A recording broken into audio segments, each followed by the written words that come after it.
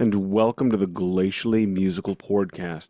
It is beer, metal, and swearing, a ghost called joint. Of course, I am Nick Cameron, the founder of Glacially Musical. I'm joined by my good friend, a man who hits record when I don't always realize it, who cooks so well they named a spice after him, Keefy, Chesapeake Bay. How we doing today, buddy?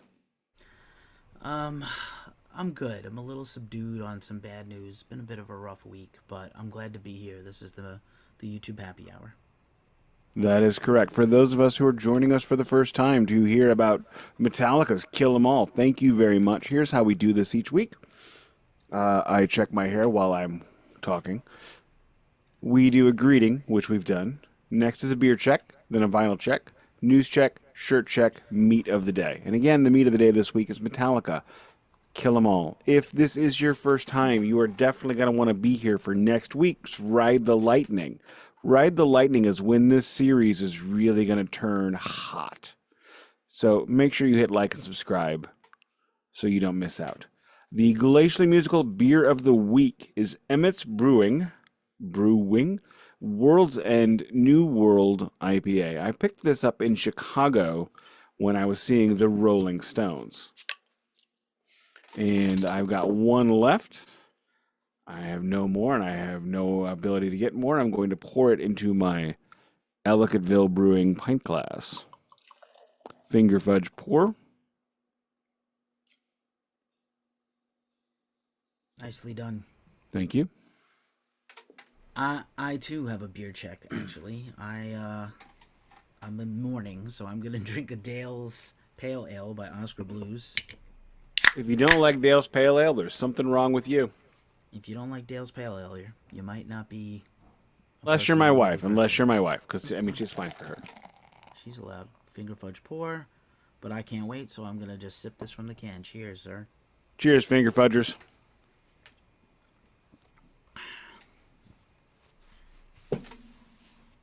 That's how we do. If you don't mind, I'm going to keep this rig rolling with my vinyl check. I just spat out a little bit of beer. I should have swallowed it. Step one. A couple of months ago, the wife and we had a really good day where we didn't have to come home, so we ended up shopping quite a bit, and I bought some records. I ended up buying a Bob Dylan record that I already had, but I poorly cataloged it. Keep your discogs updated, kids. And I got whatever the hell this Elton John record is. Caribou. Wait, I'm confused. Wait, so you got a Bob Dylan record, but you ended up with an Elton John?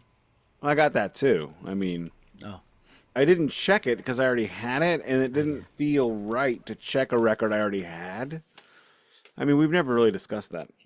that's I true. did. I mean, I did upgrade the quality of that pressing just because the one that I purchased wasn't beaten up. It was in really good shape, but I did not need to spend $35 on a record I already had and don't really like that much. Oh, I'm your phrase. I don't love. Alrighty, and as you can see, Elton John Caribou already in both the inner and outer mylar. I don't know how much we have talked about the outer mylar over the course of the series of the course of this show, but the outer mylar is nearly as important. It was just as important as the inner mylar if you are collecting. If you are not collecting and you don't care what they and or you don't care what the actual sleeves look like, don't bother. Just get the inner. Next record. Unleash the Archers. Phantoma.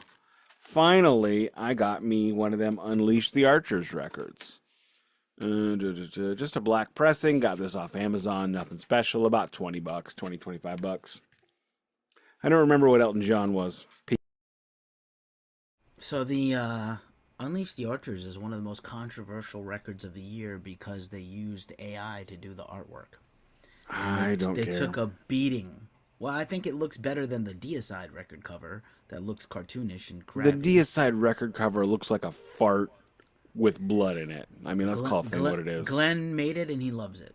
And you know Um, what? Glenn loves everything that's Glenn. that's also true. But I am an Unleash the Archers fan. We did not get an interview with them this time around. But if you're not familiar with them, I do recommend their previous albums, Abyss and Apex. I think are quite better than this new one. But the new one is good. It's not bad at all. And that is your vinyl check. I guess it's my time for a vinyl check.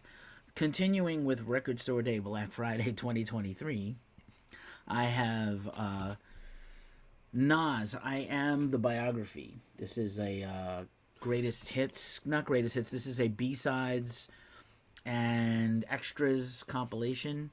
It is 2 vinyls, no gatefold, which is really weird. Did not come with anything else, and it was like $40. And I was like, why does this not at least come with like a slip sheet or some instructions or a note from Nas? I listened to it once. Record Store Day releases tend to be weird. They either have everything or nothing. Yeah, I kind of wish I hadn't bought this in retrospect. It might not have been worth it because I thought it was going to be a little more special. I love Nas. Nas is one of the greatest MCs ever, and I don't have a tremendous amount of hip hop. I was listening randomly to an older episode we did where we talked about doing maybe the greatest hits of West Coast rap series, and we might have to. But Nas would certainly. We be in the definitely need to do conversation. that. I think that is a great idea. Just throwing that out there. Nas would certainly be in the best East Coast MCs of all time. But anyway, this not that great. It'd be better to get Illmatic. He was my favorite guest on the Beastie Boys record, Hot Sauce Committee Part 2. That is correct. I mean, there's only 2, but so I guess really he can't even be my favorite because there's only 2. That is my entire vinyl check for this week. Fair enough. Moving on into the news check. Not a whole lot of news going on that I saw. I will just say, speaking of hip hop, I did purchase a hip hop record while at a concert last night because between REO Speedwagon and Train, apparently somebody got into the booth playing the music that was all just busting out the 90s hip hop jams and 80s. So it's like it's like Run DMC and Usher, and then they drop House of Pain, and I'm like, oh man, Train, don't even come on, just don't even play. I am digging what we're getting. Unfortunately, he came on during House of Pain Jump Around, which I feel like that was very disrespectful. Train. Last thing I'm going to say about the show last night will be my entire news check, unfortunately, because again, not much going on in my universe. Train brought out his 12-year-old son. I like how you just refer to him as the lead singer as just Train, not the band Train. The singer Train. Pantera, get out there and mow the lawn. That's what you're doing right now. Yeah, basically, yeah, it's exactly that. So Train comes out, and Train's guitar player starts playing, the intro to Over the Hills and Far Away, and I'm like, oh, I know this song. The only songs of theirs I knew were the ones that were covers. My lawyer wife, actually could not believe that I had not heard any of their songs. She's like, they were everywhere. The big hit song, Drops of Jupiter, you don't know that? No, I did not know that song. Basically, Black Crowes Light, essentially. I might have heard it like on a commercial. But no, I did not know it. They did play that. It was the last song. I did not expect that we were staying for the entire concert. However, we did. Anyway, back to Train's kid. So he sings like the opening verse to Over the Hills and Far Away. And he goes, and my 12-year-old son, Jimmy Train the Second. I don't remember his name. But he comes out. He's a little chubby, looking like, I swear to God, looks just like AJ Soprano, except with a mullet. He's got the flat bill. And this kid just crushes it. I'm like, tell Train to go away. You're in charge now. But no, Train came back. The train came back, he didn't want to roam. The very next day, it was home, sweet home. I don't know why I'm singing. I'm not in a great mood. By the way, I don't know if you know that Nick's favorite... Nick hates REO Speedwagon so much he will not review the show for us. That is not true. That is not true. I hate one song, and I call it... If you fucking sing that song... No, it's not that one. You sang Journey last week, and I told you not to, and you kept going. That's fair. Okay. But I had just seen Journey, so I got a pass. That's how that works. You didn't see REO last night. You don't get a pass. My least favorite song in the entire world, like my absolute most hated singular song, is what I call Legs Down at the Table by REO Speedwagon. The actual name, which I learned last night, is Like You Do. I never seen a woman makes me feel like the blah, blah, blah. I seen women crossing their legs, sit down at the table. I've seen women scream, Lord, I believe in the Bible. I fucking hate that song. That is the worst song in the history of recorded music. And I looked at the wife when REO goes on, and I said, "Okay, look, we got a deal, right?" She's like, "What's that deal?" "If they play Legs Down at the Table, we roll." And she looks at me and she goes, "No, I tried." Then the last song was like Legs Down at the Table Part 2, but it wasn't Legs Had Down to at the be Table. Take It on the Run, which is their Yeah. like No. such a bad song. Yeah. It was Take It on the Run, which sounds remarkably like Legs Down at the Table. I mean, like at a certain point, they all just bleed together. But as for REO Speedwagon, they put on a great show. It was probably the best show of theirs I have seen. And let's call Thing what it is. That is not REO Speedwagon. That is Kevin Cronin and the kids from the neighborhood. He is the only person on stage last night. Excuse me. He was the only person on stage last night that played or wrote any of the songs that they played. They didn't play anything. A couple of the guys had been in the band for a long time, but if you look at the REO Speedwagon discography, after those guys joined, they weren't exactly pumping out records, and they didn't play anything off any of those records that they did play. And they played one song that no one on the stage wrote or recorded, which would be Right in the Storm Out. you have no words. I have no words. Whatever, man. I mean, Kevin Cronin still sings well. He still performs well. And you know what? If you can make a couple of bucks playing songs that Gary Richrath wrote with you, go ahead. And he did honor Gary Richrath, who died nearly 10 years ago now. Yeah, that's a bummer. People are leaving. People are leaving us. And speaking of, right before the podcast, I found out that on hiatus Ghost Cultist has passed away. My friend Rick Triana. So I'm gonna raise a glass to Rick. Rick was a great concert photographer and writer. Cheers, Rick. And I'm bummed. Other news check. Let's talk about something we didn't talk about last week. A Kiss check update. Oh, I do have a couple of Kiss news items. Well, I apologize. The one in particular, if you want to just do it, I know one of Is them it has to BK? be. I don't know what that means. Bruce Brooklyn? Kulick? No, not Bruce Kulick. No. Oh, okay, that's what I've got. I'm not going to do the other one because I'm not even just gonna. I'm not going to give it air. Well. Bruce Kulick has come out there will be in the latest issue of Guitar World, basically saying it's bullshit how Gene and Paul have continually insulted his era. And I would agree, because you know what? The hair metal Kiss era was no worse than the other 16 eras that preceded it in the 70s. And if you don't realize that Kiss was always chasing trends from the day they were formed, you don't understand what music is and you don't understand how music works. Their first records were hippy dippy stuff played through Marshalls. Then they played, straight up rock. Then they played Alice Cooper. Then they went back to stripped down, almost nearly punk rock. Then they went into Love Gun, which is far more symphonic and over the top, I think, than Destroyer was. Then they went disco. Then they went prog. Then they went metal. I mean, Kiss never had. When people say that doesn't sound like Kiss, what does Kiss sound like? I don't know. Kiss sounds like whatever's popular that weekend. But so he says it's bullshit that Gene and Paul are, looking down on his era and blah blah blah. And you know what? I agree. His era is no better and no worse than anything else. Kiss has always been a 30-30-30 band. They really don't have any great record start to finish. They're literally a top 5 favorite band for me. Maybe my favorite. But they don't have a record start to finish I want to listen to that they did in the studio. How about this? Revenge is a top 5 Kiss album. No, it is not. It is to me. Why? It's in my top 5. It's a top 5 record for Gene after 1975. The Paul songs are pretty terrible. That record's a 50-50. How about that? Which one? We'll take Revenge up on another chaser and go. Revenge is not a 50-50. We're gonna re-listen. 30-30-30. We're gonna re-listen to Revenge. Oh, why? And you're gonna come around on this one. No, I will not.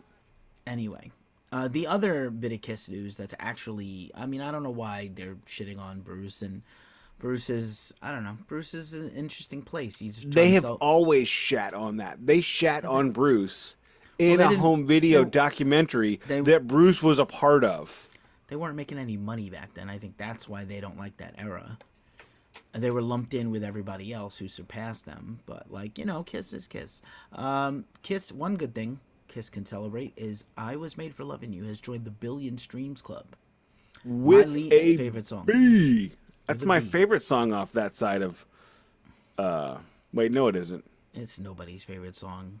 It is It actually is a lot of people's favorite. Clearly, a billion people, it's their favorite in song. Sweden. I mean, that song is like I the bel- Kiss tune in Sweden. I don't get I it. believe if you saw the Fall Guy movie, "I Was Made for Loving You" is a repeat Is it? leitmotif throughout the film.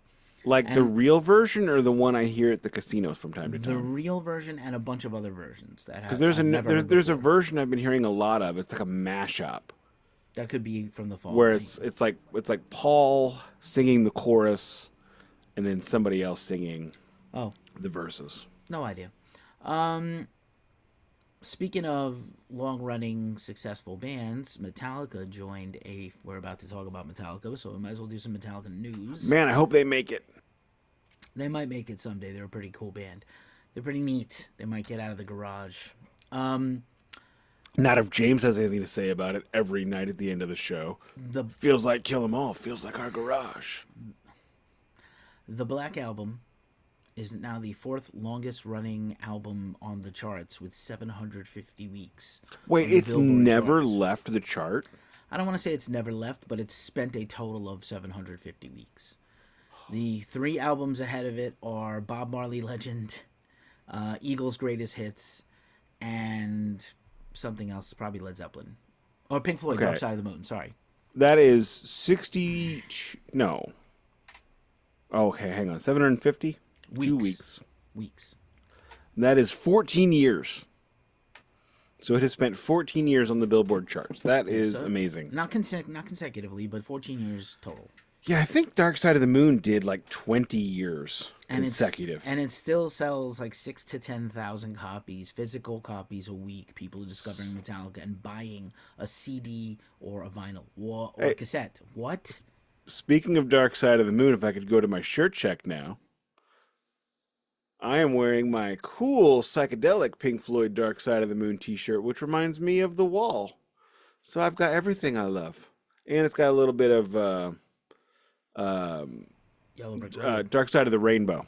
Little yellow brick road on it too, makes it a neat shirt. I think I got this at Kohl's. I don't remember. I mean, if that little jackass that gate kept me at Metallica's listening, I buy shirts wherever I find them. I don't care. And you're only 23. You didn't even know who Mayhem was, you son of a bitch. Salty. A year later, still salty. No, it is not a year later, and I will be salty forever. That dude was a baby. I have been in metal for 40 years. And this little baby gate kept me, this little fresh-faced dude that'd be passed around in a prison yard.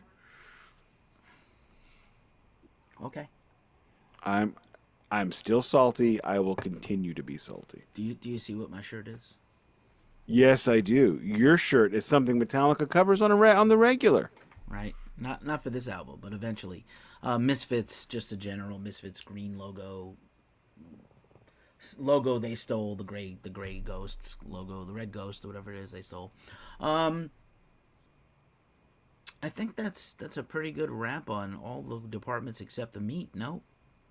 All righty, I'm going to get this ribeye steak that I bought at Aldi, throw it on the grill. Before we get started, would you think less of me if I told you I did not listen to my Megaforce pressing of Kill 'Em All to do this record? Who you had to go see REO Speedwagon? Who has time? I listened to Kill 'Em All today, but I was also making salsa. Here's what it's like to be married to me. All of a sudden, you get a text saying, I am pissed off at Big Salsa. I'm making salsa myself today. And I did. And I made the best salsa I have ever had at my house. I did make it way too hot, which for me is perfection. My wife felt my head, and she's like, oh my God, what did you do? And I'm like, I made it great. So I was making salsa, and the kids sleep, and she's not feeling great, so I couldn't blast Kill 'Em All from the sitting room into the kitchen. I mean, Keefy is one of the few people that's actually hearing what I'm saying that knows any of what this means. Danny also knows because Danny's been here. But So yes, I actually listened to my CD rip through iTunes. But let's go back to 1981. In 1981, America goes from Jimmy Carter into Ronald Reagan. The trickle down economics, the me first economics era has begun. The cocaine 80s, as it were.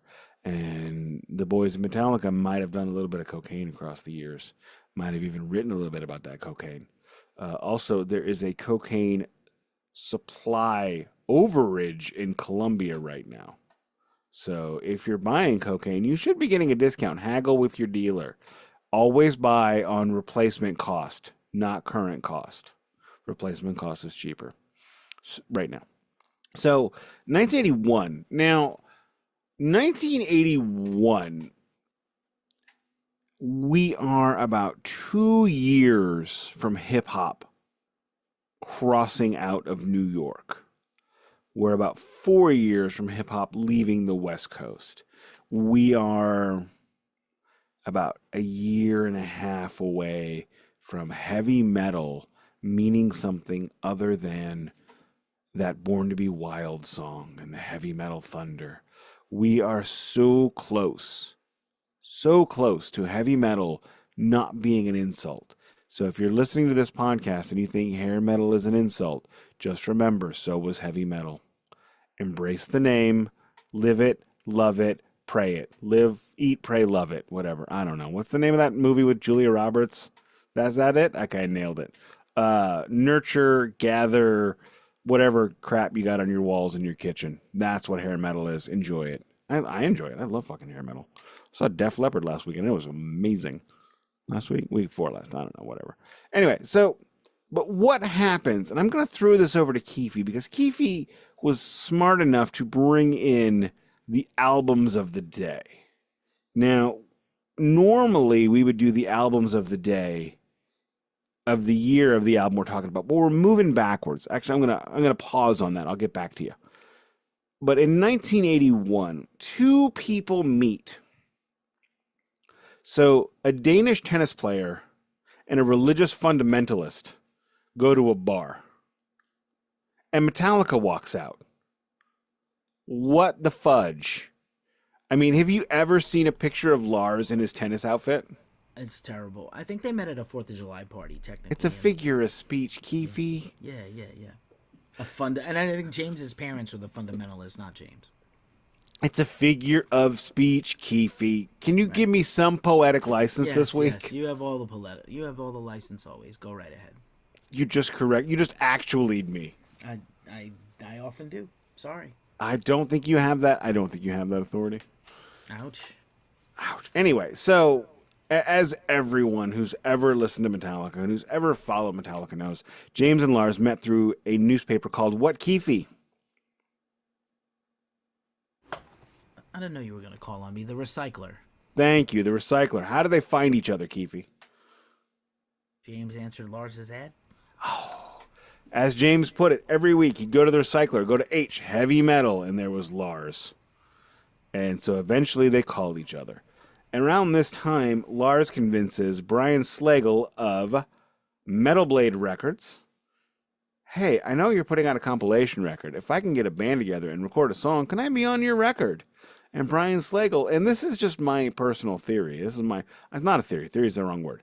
I'm going to use the correct word. This is my hypothesis. My hypothesis is that Brian Slagle thought there is no way in hell that Lars is ever going to get anything together because he's what is he, about 5'2"? And he's wearing tennis headbands and like tennis armbands, and he's got his tennis racket and a drum set that he like stole from multiple Goodwills. This is how I envision it. I don't know if any of this is true.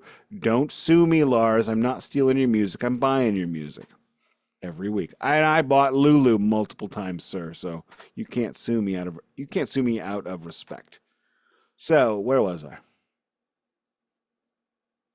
You're telling the story of how Metallica was formed. Oh yeah. So he convinces Brian Slagle. Brian Slagle's like, okay, dude, sure. You bring me a tape. I'll put it on the record.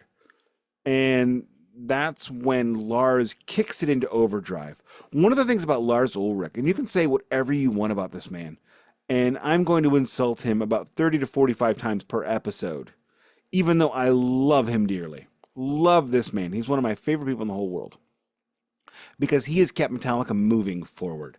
He had an idea. He had an idea for the kind of band he wanted to make. He wanted to play songs by that sound like Tigers of Pantang and Venom and blah blah blah, right? And that's how James, because James is listening to those artists too. And if you think about it, in 1981, how are these bands making it to Los Angeles from like Suffolk, England? It doesn't make any sense. I don't know how that happened, but you know what? I'm gonna go ahead and thank the good place and the bad place that happened. Tape trading. Tape trading. Interesting. And European metal magazines that you could buy Europe. on import. Europe. Let me ask you a question. Why are we doing Metallica again? We started with Metallica, almost. One of our first ones. We did I think it was the first one. I think the it Black really Album was. Forward. Because this is the last series. No, Did we do I them just, all? We didn't. Did we stop? I forgot where we stopped. We didn't do did the Saint Anger. 90s. See, at that point in time, we were very, very strict on the decades. Maybe after this, if this goes well, maybe we'll do Saint Anger to the end. Oh, that'd be sweet. Oh God, I don't want to hear Saint Anger again, but I don't, but you know what I do want to do? Lars wants you to. Make you listen to Lulu. Oh God, oh no, Lulu's doesn't count. It's in. It's not a Metallica record. It says Metallica. It doesn't count to me. It will not. I will not do Lulu.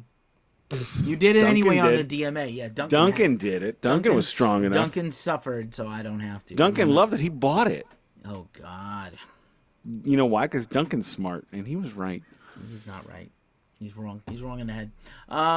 You know what? I may have ruined him.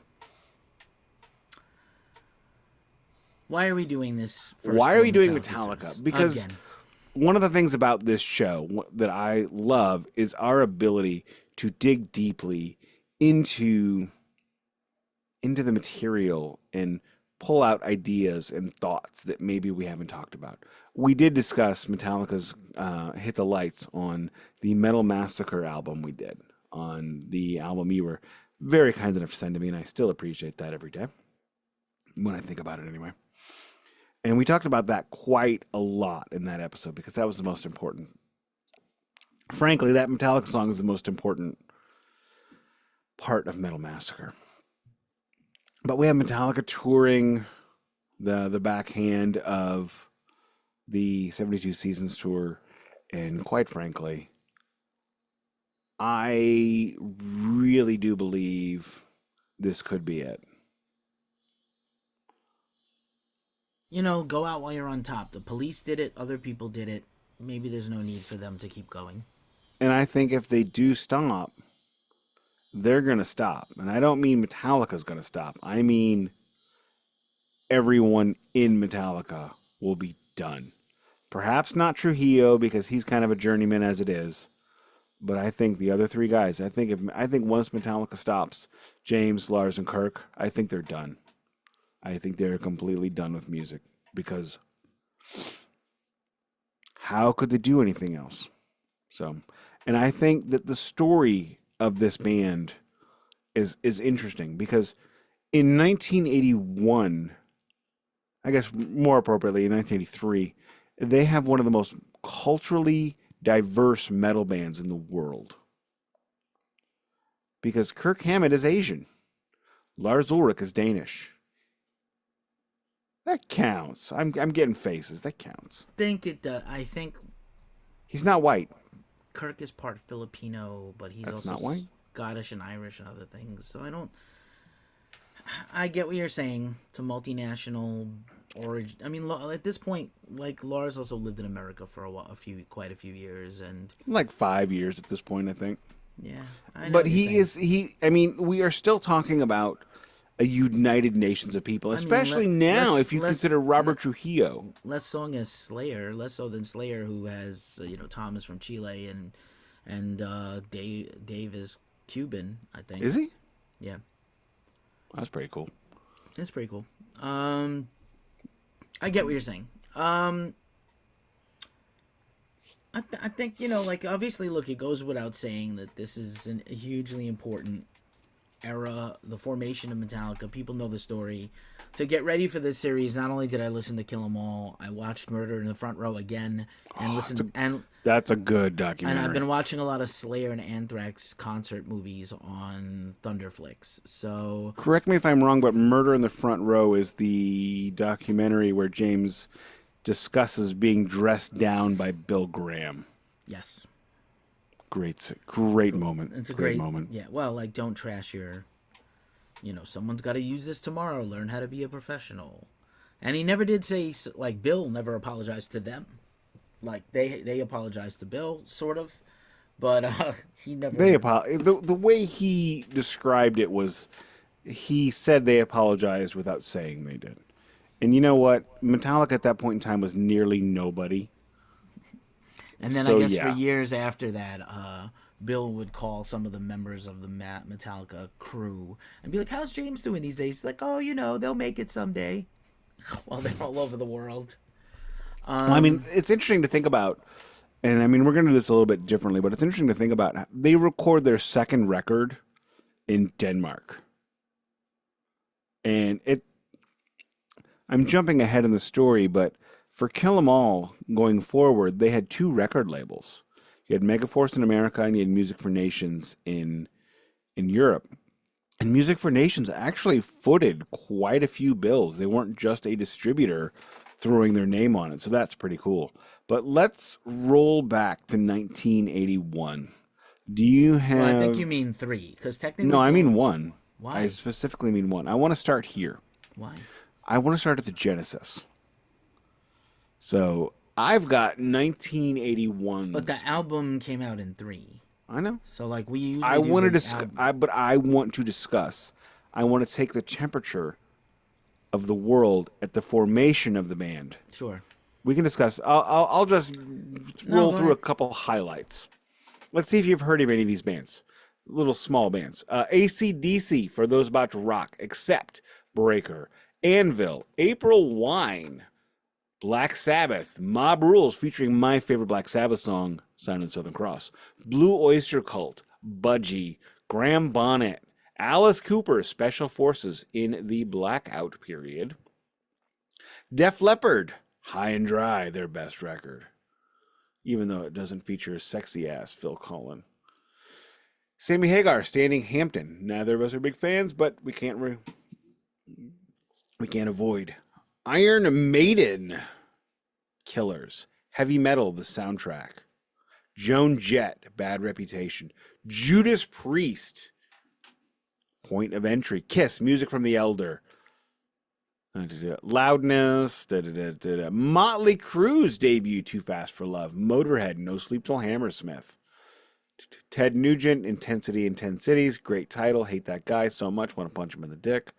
Ozzy Osbourne's Diary of a Madman. Pat Benatar, Precious Time. The Plasmatics, Beyond the Valley of 1984. Rainbow, Difficult to Cure. Raven, who will feature into the story later today. Rock Until You Drop. Rock Until You Drop. Not Rock Till. Rock Until. Come on, bros. Figure it out. What the hell is wrong with you? Let's see. We got Rush. Rush drops Moving Pictures. And I can't do any more. But I live in the state of where that song came from. Tom Sawyer, you damn Canadians. Anywho, Saxon, Denim and Leather, Michael Schenker, Billy Squire, Thin Lizzy's Renegade, previous podcast subject, Triumph, Tigers of Pantang, UFO, Van Halen's Fair Warning, which has Van Halen's greatest song of all time, and the whole rest of that record. It's got other songs on it, I assume. And let's see, and then Y&T Earthshaker. So this is the era where Metallica comes to be. The world, if you listen to that list, the world is changing. It's the old guard are breaking up and falling off, and the new guard is coming. Rush. This is Rush's last really super major record. This is the end of Black Sabbath as a going concern. And though I love a lot of the records that come after Heaven and Hell, I'm sorry, Mob Rules. Let's call a thing what it is. we're about to lose Randy Rhoads and Ozzy's good music for a very long time. So what happens? The calendar changes, the decade changes, and whenever a decade changes, the world changes, the music world changes. So Metallica takes Motorhead, Def Leppard at the time, not Def Leppard 2 years later, but Def Leppard now, and they create a new kind of music. They create the Americanized version of this music. And what happens when an American finds a good idea? They do what a Japanese would do. They take it, make it their own, and make it 30 times better, and then say, this is our stuff. This has always been us. Thrash metal is an American invention. It is the first metal that is American. Aerosmith was the first American rock band. The Doors don't count. Jimi Hendrix doesn't count. Janis doesn't count. They weren't rock bands. It was a different I era. don't know if I agree with that, but I'll let you have You it. don't have to agree. I can be right and you can disagree. It's fine. Oh my. Said what I said. This show, this series, this guy, this podcast. I mean, I'm like wrong once out of every 6 or 7 weeks. That's true. Yeah, there's definitely a change, and Metallica's at the forefront of that change. And we are what was heavy rock or harder rock, and the early heavy metal, new album, and a lot of bands you didn't mention that Lars particularly was attuned to, and apparently Witchfinder General is the tape that James taped over his REO Speedwagon cassette to record.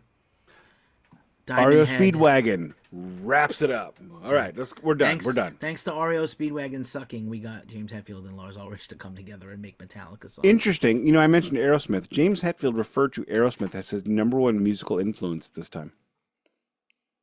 Do you know that story? He wrote fan letters to, like, countless fan letters to Aerosmith, in which they never answered their fan mail. I believe we've discussed that, but my favorite thing is that Aerosmith was his number one.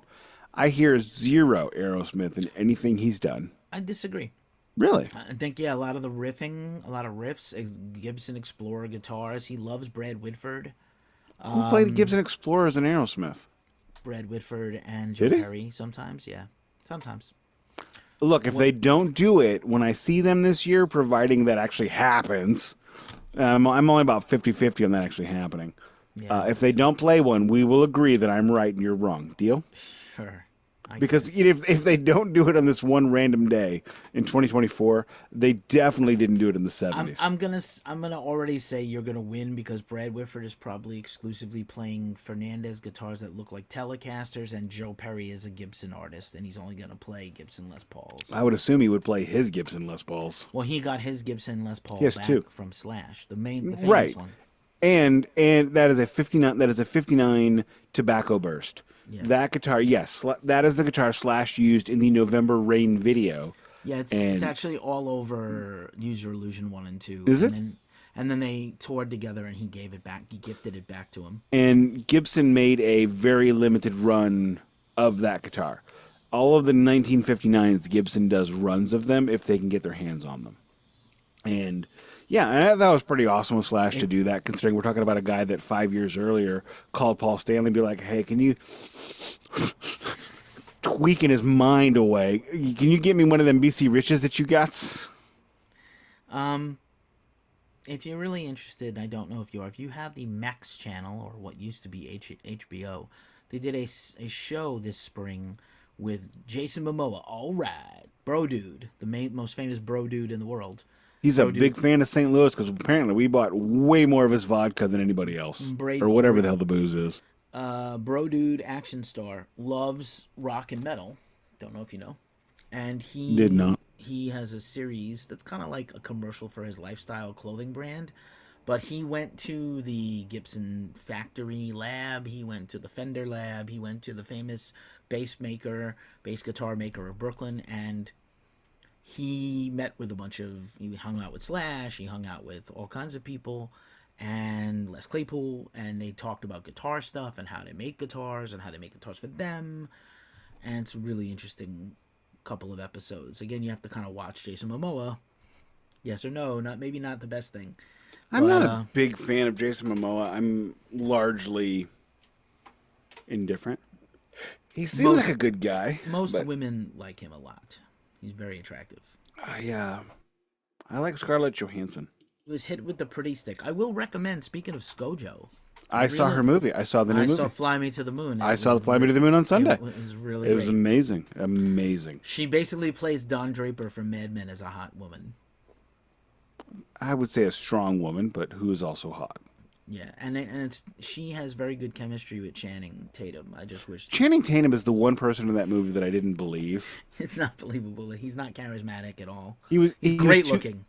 He's too hot for that role. I don't know. And also, I'm gonna say the fact that Stanley Tucci was not in that movie. Well, is they criminal. got discount Stanley Tucci, James Rash. John. I don't know. Rash? Is the one that played the director? Yeah. Yeah, he's That the could have been guy Stanley from. Tucci. He's the guy And from. and Everybody Loves Raymond could have been Stanley Tucci. That'd have been a good Stanley Tucci role as well. What's the Iron Man movie where he's at Harvard doing the barf technology where he goes back into his repressed memories? Who? The Iron Man movie or the Avengers movie? Maybe it's I don't know. Avengers Endgame or Civil War. One of those where he's Stanley Tucci? not Stanley Tucci, Jim Rath or James Rath. Oh, I don't know who Rash. that. I Sorry, no the idea. guy who plays the director is James Rath. I realized who we're talking about, but I have no recollection. He's of in an seeing Iron it. Man movie or a Okay. superhero movie. He's in a Katniss movie. Never mind with you. Continue. I love it when I get Keefy to make that face. Let's Anyway, go to so the Metallica of this all because I'm getting tired. that's fair. So 1981 is when they form, and in 1982 is when they perform their first show. Lloyd Grant. I get this wrong every time, don't I? So Lloyd Grant. Oh, played nailed it. on the No Life Till Leather demo before they had Mustaine. He played on They never played a show with him. He played on. But the he demo. was on Metal Blade. He was on Metal Massacre. Maybe he did. Yes, solo. the original version had Lloyd Grant. The second pressing had Dave Mustaine. Okay. Kind of weird, if you ask me. So Lloyd Grant comes and goes. He I was guarantee brought. you, Dave was not paid for that second pressing. No, I guarantee nobody was paid for that second pressing. Maybe now. And where was I lost my place. God damn it! Anyway, so they start performing shows until 6 months after they form. Lars obviously on drums, James on guitar.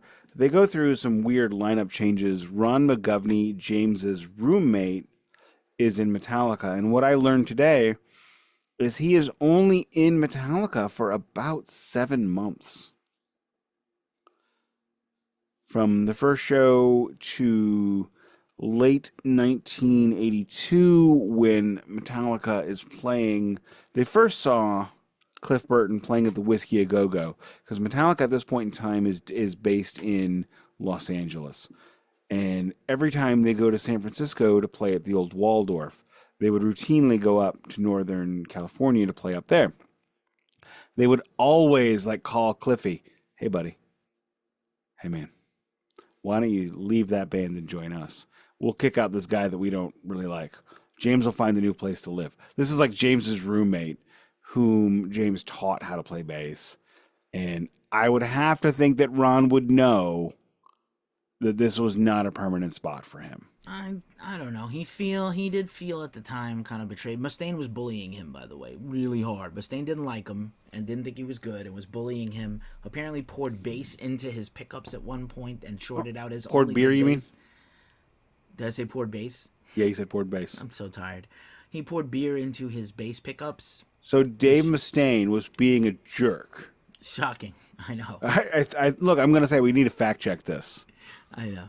That just seems so out of character for Dave, nice guy Mustaine. Ron was kind of the odd guy out. Even if they hadn't have got Cliff, they probably would have had to replace Yeah, him because the personalities were not I matching. cannot imagine Ron McGovney going into the studio to record Kill 'Em All. I just can't see that. So they start playing. They record a Demo called what, Keefy? I'll give you $1 if you get it right. You got to give me 5 if you get it wrong. There's two demos that they're mainly associated with. There's the Young Metal Attack. Nope.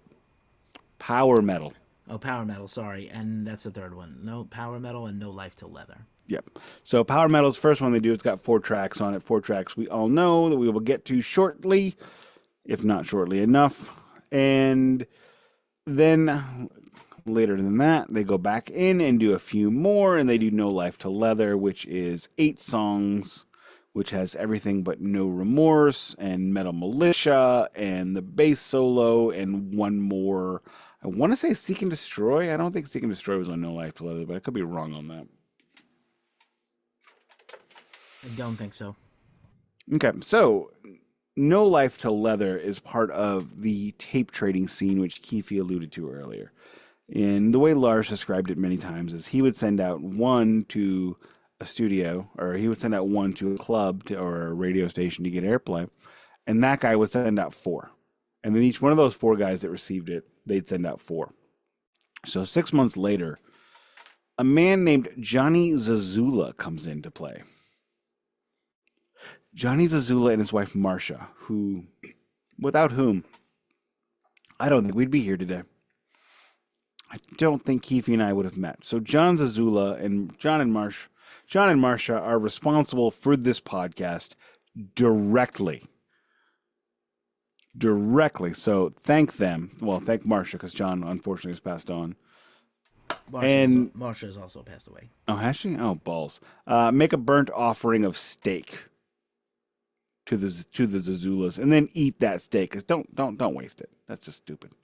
Anyway, so Metallica's No Life to Leather arrives on the East Coast. There's no radio play. Nobody's playing this thing. It's just a cassette tape. It was recorded in Ron McGovney's garage. But the joke's on everybody at this point, because by the time No Life to Leather is circulating and has made it, by the time it has completed its manifest destiny, they have a new lineup. Cliff Burton agrees to join, and Metallica then has to move to Northern California. And I've never been to Los Angeles, and I'm not going to say anything about Los Angeles, but Northern California kicks a whole lot of ass, if nothing else, geographically and climatologically speaking, because it's eternal fall there. So, like, metal dudes, I just can't imagine a better city for metal dudes. You can, like, wear your battle jacket and your flannels just forever. Except in September, because that's when it gets really hot for some stupid reason. That city is stupid. You ever been there, Keefy? L.A. or San Francisco? San Francisco. I live here. Oh, so you've been. I'm in it right now. Whew. So you're being. Wow, meta. Anyway, so Metallica goes to Metal Blade Records and Brian Slagle asking if they can record a full-length album. And what happens is the same thing that always happens. There's a song, maybe you've heard of it, goes, "The best things in life are free. You can give that to the birds and the bees. I want money." They didn't have any money. So, but who did have money was John Zazula. And how this happened makes no sense to me. We're talking about a dude who has a record shop in a flea market. Not a record store. He does not have a brick and mortar record store. He has a booth in a flea market. So this rando in New Jersey, it's not even in New York, it's in New Jersey, rock and roll heaven. This is the guy that signs Metallica. The vibe was on, as we say. The vibe was I mean, that makes no sense. You cannot look at this and go, oh yeah, that checks out. This is some rando in a flea market who launches Metallica. I think actually in reality, Johnny barely had the money to get the recording done. Called in a lot of favors. Marcia called in. Oh, I'm not saying he was loaded. I'm saying I'm actually amazed that he was able to get it done. and then get it pressed. Or he was able to get it recorded, get it mastered, launch a new company, Megaforce Records, and then get the damn thing distributed. Johnny Z is why we have Eddie Trunk, by the way, because Eddie Trunk worked for him. He was a radio promo guy. Well, FDR wasn't all great either. He did some stupid shit too. I mean, Eddie Trunk also made it possible for us to have Overkill and Anthrax, as well as a bunch of other bands. Do not praise that man. He roasted me on Twitter once because he was wrong. Well, that sounds like Eddie. I invited it, but still. Did you invoke it? I manifested it. Did you not? I was practicing gratitude and then replied. Okay. Yes, it's unlikely that they stayed in the East Coast for 2 or 3 months. Unlikely that they went to Ithaca. And just for the record, this feels like a View Askew level of financing the recording. Like, oh shit, what can I sell? Let me max out my credit cards to get this going. But you know what? It worked out. It worked out in the end for the Zazulas. So it did. It did. It put them on the map. They put Metallica on the map. And then people started to hear about this record. This record comes out. They get one. And it starts going all over the world. And a phenomenon happens. An underground phenomenon. Again, underground. While Nick rattled off a list of artists in 1981 that were already world beaters in a lot of ways, and some of them were up and coming. To quote Kiss Meets the Phantom of the Park, not only was it underground, it was way underground. The man that said that ended up joining Beverly Hills Cop. Wait, no, 48 Hours. 48 Hours, sorry. Good one. But yeah, the unlikely success story of Megaforce Records and Metallica. And Megaforce is still a thing. Somehow still a thing, now run by Missy Colazzo. I think it's still a thing in name only, but no, you know what? it's not a thing in name only. Really? They put out records. They still put out I know. I'm never mind. I withdraw. I just watched a video where, I'll send it to you, where Scott Ian does a walking tour of all the places in New York that inspired Anthrax. And they go into Megaforce Records' new offices, but the new offices have the 2-inch tapes of, like, Anthrax demos and albums, which is pretty impressive. As well as other bands. That is... I forgot a news check. Jason Newstead is going to Reverb. And next week, Jason Newstead will be dropping 65 guitars and basses of varying historical significance on Reverb.com. He must need the money. Maybe he needs the money. I don't know why he would ever need money, but maybe he needs the money. I think he needs the space. Maybe. I mean, I have a guitar. It's right there. I mean, and I barely have room for that damn thing. He's selling 65. I have 8 guitars. None of them are here with me in California. I also remember that Jason really can't play anymore. It's patently untrue, but okay. That's what he said. That's the way he put it. He couldn't play anymore like in Metallica. He can play. He plays lighter guitars, and maybe just like these are guitars and basses he wouldn't play anymore. He just did a metal show a few months back.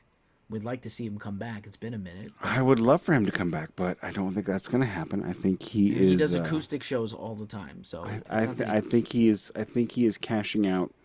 Maybe. I think he's cashing his chips.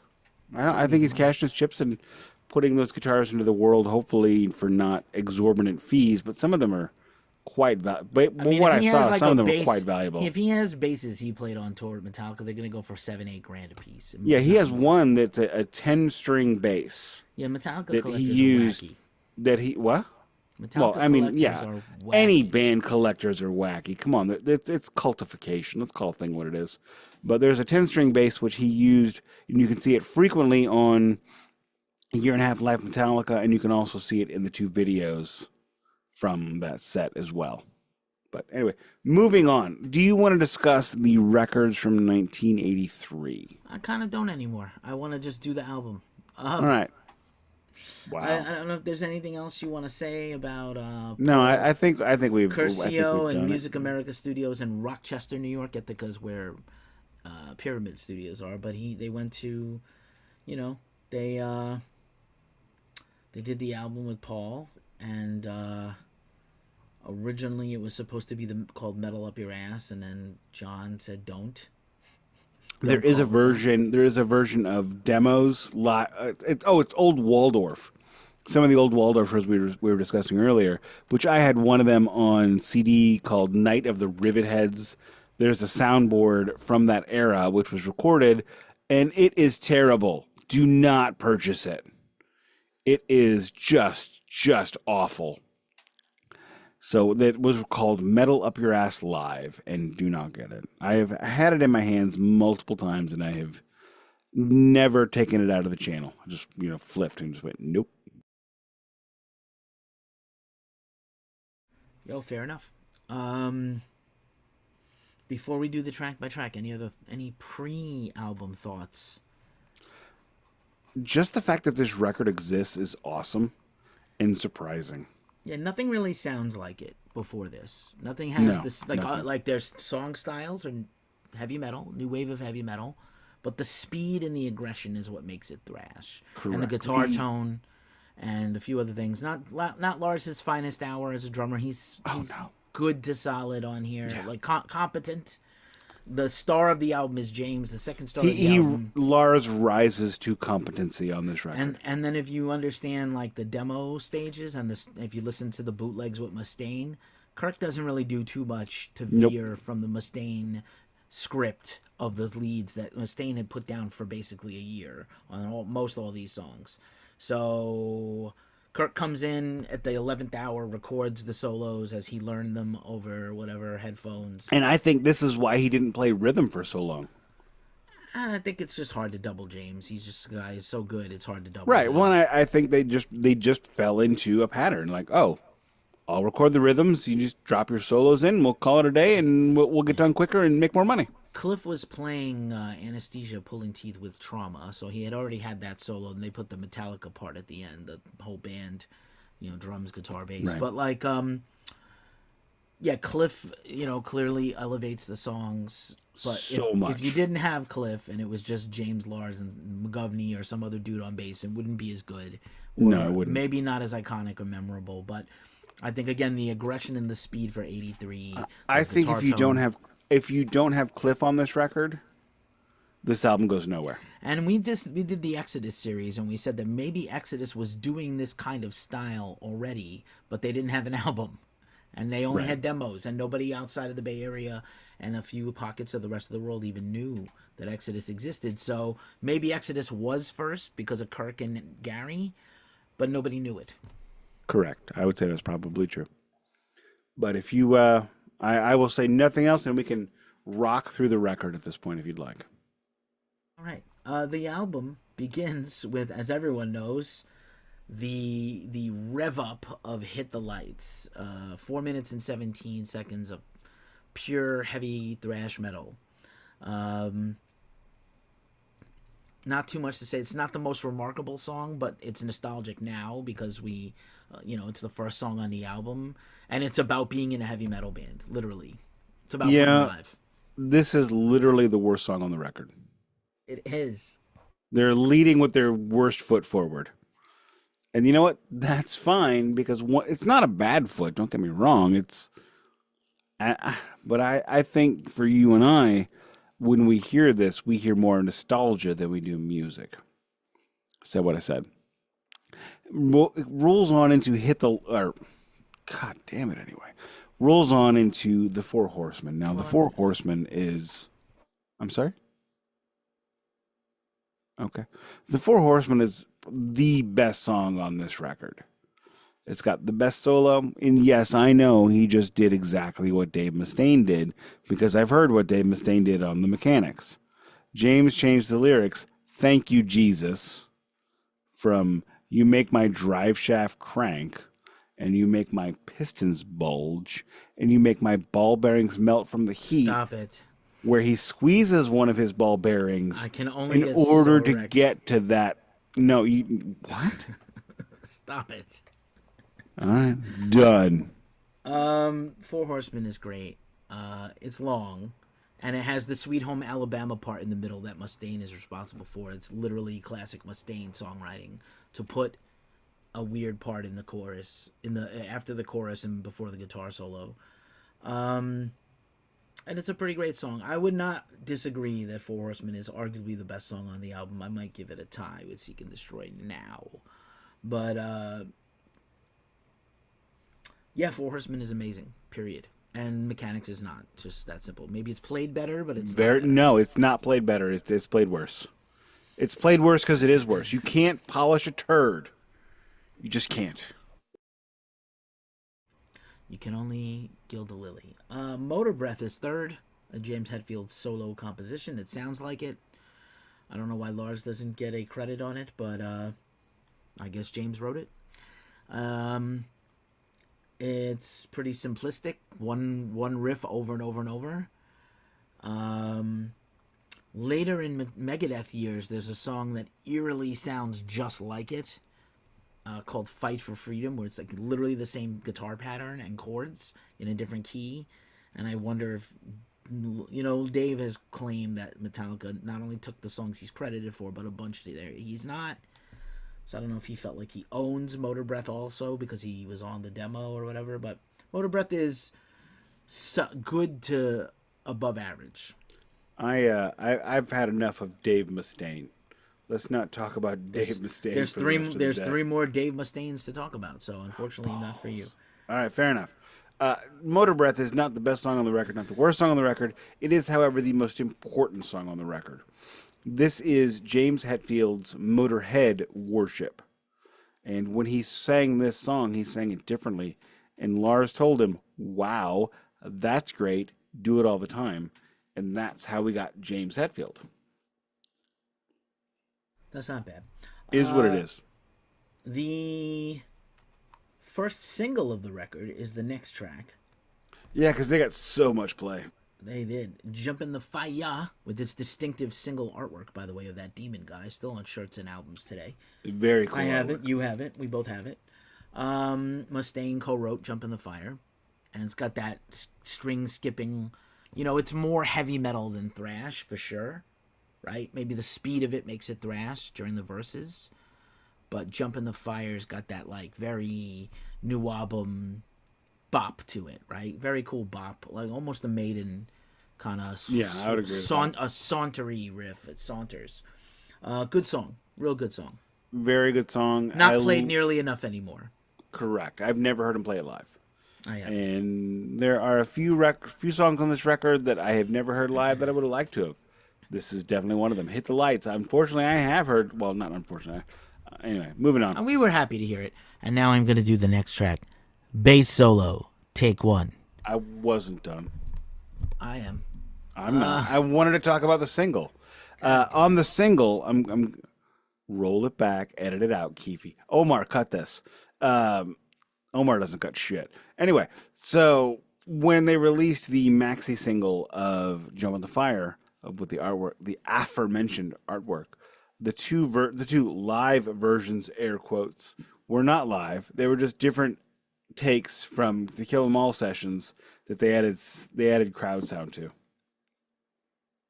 And when I found that out today, I wept because I used to listen to my cassette single of Jump in the Fire going, oh, this is live. Because as I am on record, I love live records. All right. Not worth interrupting me for that anecdote. Totally was, because it's new information to someone. Terrible. So Anesthesia Pulling Teeth, again, rides with Cliff from before Metallica, from Trauma. Still a band today, by the way, with a recent album out. And it's incredible. It's got roots in classical music, like Bach, like a Bach fugue, except played on the bass. And then I think Lars... Is it a mock piece? No, it's not. But it's a masterpiece. That was a joke. You didn't get the reference. Yeah, I did. And Cliff, makes use of that Morley wah, and basically plays bass like a lead guitar, and that's what he did. And then Lars and James come in and finish it out with a little jam at the end, but to make it distinct from the previous versions of it that were not on records. But it's cemented the lore of the late great Clifford Lee Burton, and still performed by Metallica right now on tour by Robert Trujillo. On S&M 2, they did a version of it on cello, which is absolutely amazing. I mean, there's nothing more I can say about this song. It is a wonderful segue. I do wonder, and maybe I'm being naive. Was it really bass solo take one, Bass or solo, take one. or was that a little bit of like Hollywood zazzle? I feel like that was zazzle. You don't think he could have nailed it in one take? He Obviously, like probably could have, played but it the a fact, thousand times before. but the They went fact to they had record three it. other like three other dudes jamming with him means probably not. I mean, they might have grafted that part on. You don't know. Okay, We fair weren't enough. there. We Side weren't there. one. I just don't think yes, Cliff could have done that solo in his sleep on acid. Because Probably was on acid. he probably was on acid, yeah. Side one, before we flip the record, side one ends with the second best song on this entire album, Correct. Whiplash, which is absolutely a Perfect. banger, a perfect thrash metal song. Maybe the most thrashy song on the whole album. Maybe, definitely. This song was the soundtrack to my junior and senior years where I tried to convince other people that Metallica was better before the Black album. No one listened, and I just yelled at the wind. So don't do that. Similar to ZZ Top, Metallica at this age sings a lot about being heavy metal, a lot about being in a band, a lot about us against them, a lot about That's all being a metal they fan. know. That's all they know right here. They don't know anything else. It's like in Glee when the one kid wrote a song about her scrunchie. She hadn't lived anything yet. She only lived a scrunchie. Acting like a maniac, Whiplash. What are you gonna say? It's still great. It's terrible, but yes. No, not at all. Totally terrible. Flip the record, Flip it. and we get one of the other top tier songs of the album. Great song. Great. you- I mean, here we have Metallica going into the Iron Maiden-y, DOE, Black Sabbath-y kind of world where they're singing about stuff that isn't real, but they do it so convincingly. Fall to your knees and bow to the Phantom Lord. This song kicks all kinds of ass. Hard no. Hard no. Hard, yes. Mustaine co-wrote again. It is it's a perfect song. It is a perfect metal song. It's great. Amazing song. No notes. I love in the Metallica 30 concerts they had John Bush come out and sing it with them, which is pretty fun. This one, I didn't know that. Yeah. That's awesome. Yeah, he loves this. Anthrax covered it. John Bush loves this song. It's great for his range. Okay, that checks out. So there's there's three more songs on the album. One is the most streamed song on the whole album, and that is Seek and Destroy, which has been for many years the Metallica closing song until the M72 song tour when they rotated the set list around. But Seek and Destroy was a deep cut for a long time until maybe Binge and Purge, and then I think retrospectively now it's like a hit, but it wasn't for a long time. That sounds But about right. two other songs on side two that really deserve to be talked about: the extremely underrated No Remorse. Thank you. and That Metal, song and Metal is Militia. amazing. And Metal Militia Militia. is look, I like it. It's just above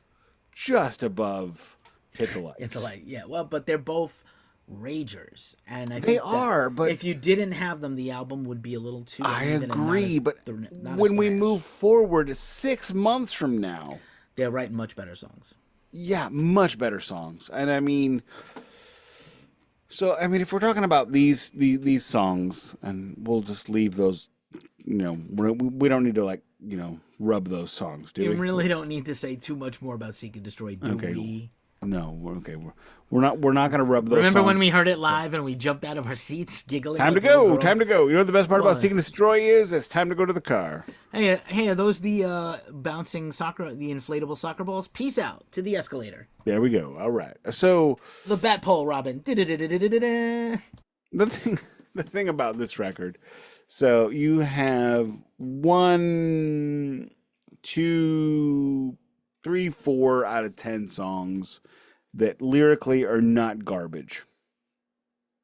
Let's be realistic. Let's call Thing what it is. It's 81 though, like 83. What do you expect? What did you expect? They have no life experience at this point except for Lars. Like, what did you? 84 is amazing, though. Yeah, but it's late. It's already a year later. They traveled the world. They Look, hear me out before you interrupt they me. ate bologna on hand. That was 1982. Don't be me. Let me be me, you be you. We got our roles. I am Captain Interruptor. I am the He-Man monster Interruptor. Fuck it. You go ahead. I don't remember what I was saying. I got nothing. You're supposed to take us home. Go ahead. Oh, taking us. Okay, so I mean, take here us out. we. Wrap it up and take us home. I ain't got nothing. Oh, fair enough. I did not realize I was doing that. Let me hold my chopstick pen with sushi on the bottom. So here we have a nascent band.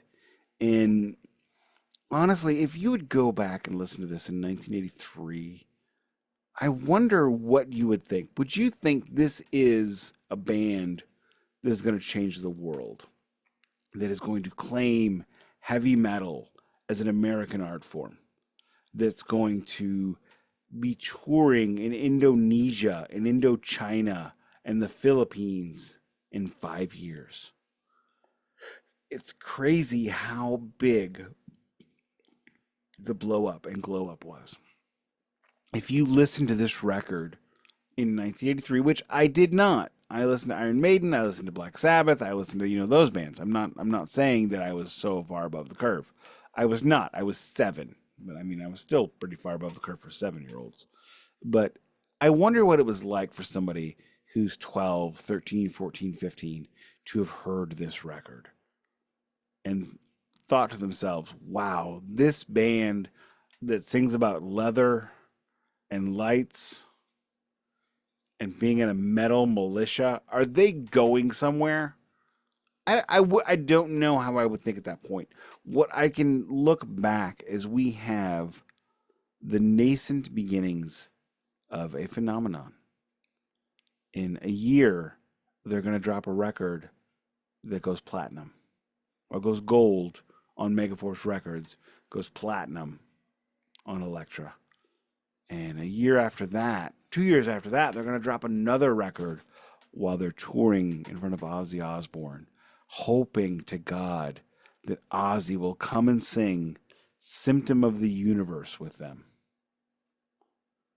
And then in 2 years after that, they're going to explode in a way that no metal band ever has before and probably never will again. This moment, and that's why I had to have a Megaforce Records pressing of Metallica.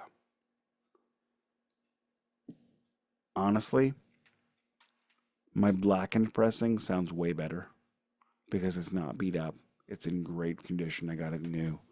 But I'm selling it. I'm going to get rid of it because I want the original. I want the original pressing. Well, nearly original anyway. But it's just, I mean, imagine seeing the Beatles in 1959. They were a thing then, right? I mean, I don't know. Imagine seeing Pink Floyd in 1968 while they're touring in America for Piper at the Gates of Dawn. Here we have a band that goes on to make so many more albums, so many better records. Let's be honest. Most records they release after this are better. Most of them. Not all of them, but most of them. Not Lulu. Definitely Lulu. Fight it. Look, listen to it with me and we'll fight it. If you don't want to listen, then don't bring it up. I said what I said. So, we are at the crux of history. We are standing on the confluence of America and England. We are looking at what's to come before it has. Is this album 10 out of 10? No, probably 7.5 out of 10, if I'm being honest. It's got some really great bangers, and it's got some what were you doing there? A lot of what were you doing there? But Go 8 because I think it's revolutionary in a lot of ways. all right, you know what? We'll go 8.5 due to the revolutionary nature and due to Metallica stealing metal from England, going straight up George Washington, Thomas Jefferson on England and taking it back. You thought you had democracy? We do it better. You thought you had metal? We'll show you. We're America. And we're going to take what you did and make it 10 times better and say we always did it. Fair enough. That's America. Ain't that America? Anyway, not the best record of all time. It gets extra points for being revolutionary, for being nouveau, for being the beginning, the alpha. We'll get to the omega one day. We're not there yet, I don't think, necessarily. Anyway, what more can you say about this groundbreaking record? Bang the head that doesn't bang. Rich Birch. Rip. My record has that on the back. As And the, I look at that and I just like smile. yeah. And it doesn't say Electra. It doesn't have Am I Evil. It doesn't have Blitzkrieg. Anyway, moving on. Metallica has forged the path. And in 6 months, we'll discuss. Well, in a week, we'll discuss what they do 6 months after the forging of the path. Do they stay on it or do they forge a new one? What do they do? Check with us next week. In the meantime, like, subscribe, finger fudge, all the budge. Thank you for listening. You know, this is a labor of love, and we are nothing if no one's listening. So if you could please tell a friend, tell an enemy, whatever, share a link. That is a great thing. We don't ask for money. We don't ask for donations. We don't have a Patreon. We just want to do this show and bring it to the people. I believe what we are doing is an entertaining show. Please help us. I am probably going to be doing a vinyl giveaway in the very near future because I am paring down things I don't want anymore and would love to give to you. So when we get to 100 subs, I'm going to give one of the subscribers 5 records. Deal? Deal. Done. I will, and one of them will be Kill 'Em All because I got a copy that I don't want anymore. Anyway, thank you very much for listening. Keefy, thank you for joining us every week. Thank you for being a part of this every week. Thank you for finding value in my interrupting you. There is no greater gift anyone in this world can give me. Thank you for listening. Thank you for being here. As we say on the weekly, this is the Glacially Musical Podcast. It does not play in Peoria. Metallica. Metallica. Fuck Metallica. yeah.